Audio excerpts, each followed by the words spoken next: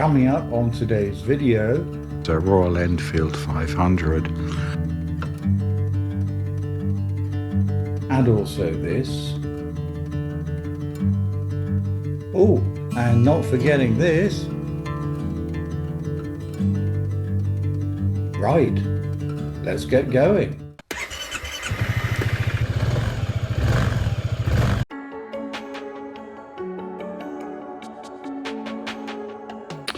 Today's route will take us to Peyrolles-en-Provence.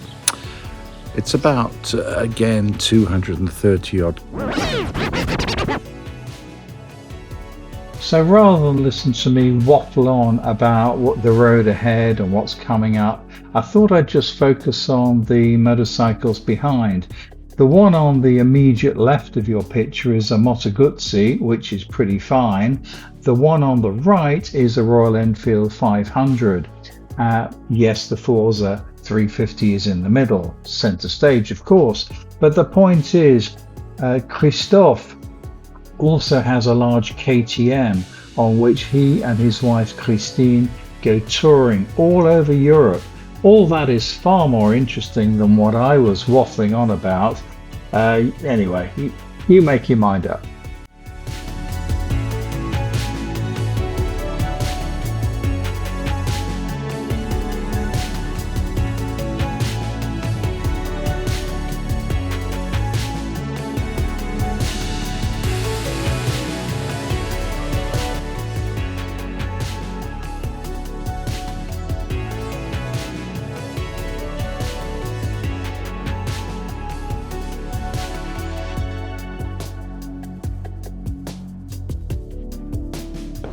Maybe just a little bit bumpy around here, but extremely pleasant riding.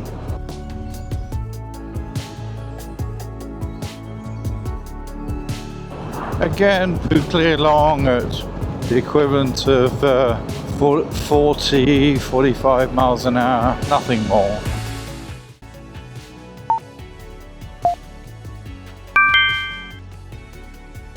Well, it's now 20 to 2, it's 35 degrees, and I'm going through quite a few small villages with, quite frankly, loads, and I do mean loads of speed bumps, which I sort of understand it, but they do become a bit tiring. We have about 98 kilometers to go to my destination. And as usual, like yesterday, I'm starting to look forward to it because it's really quite, it's really very hot.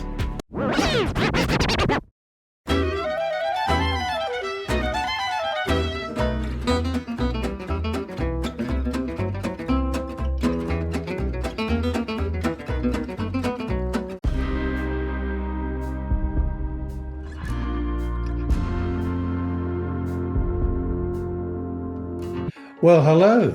This is a little update, not my end of day update, by the way. Behind me, as you can probably see, I've arrived somewhere. My Forza 350 is just there, parked next to the owner's car. The owners, in this case, being the owners of the B&B. This is the 13th of July, the day before the famous French national holiday.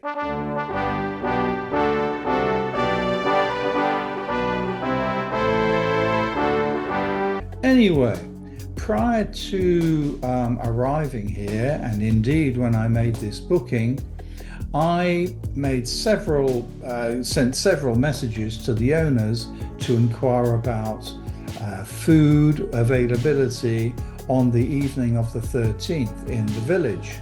And certainly there are 2 or 3 cafes, bars, restaurants in the village. So anyway, I had inquired and I was given total assurance that no problem, they will be open, they never close. Okay, fair enough. So when I arrived, I again asked the owners. The owners said, no, don't worry, John, no problem. There will be restaurants open. And in fact, the husband said, if that guy's not open, I'll eat my hat. I managed to have a nice beer, and I said, now, can I eat here? Oh, no. We don't serve food in the evenings, just at lunchtimes. I said, okay, where else can I eat in the village? Well, I think everywhere's closed actually, because of course tomorrow is the Fête Nationale.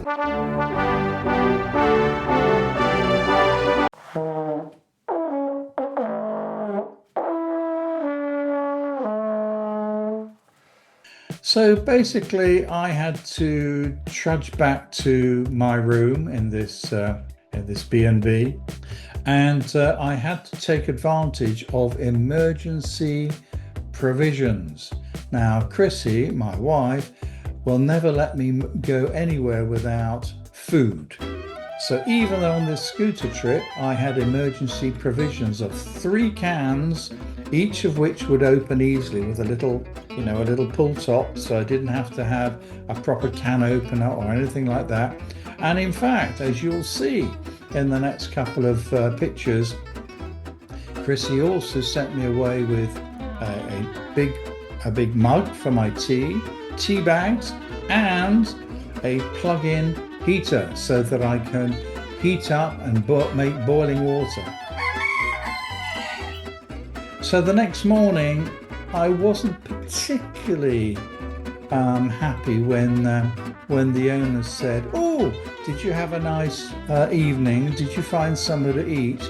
And I said rather grumpily over breakfast, actually everywhere was closed. Well, there you go.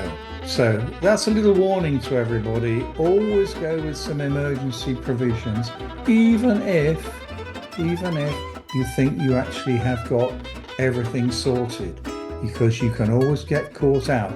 And I was caught out, but I was saved by Chrissy's forward thinking. Well, hello again, and thanks always for tuning in to John Slow Roads in France. So the summary for today, it was a good day's riding, to be fair. Just a bit too hot, honestly.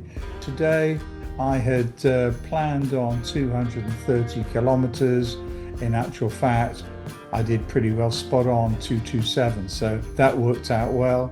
So for tomorrow, I'll be setting off towards the Verdon Gorges and the lovely town of Entrevaux.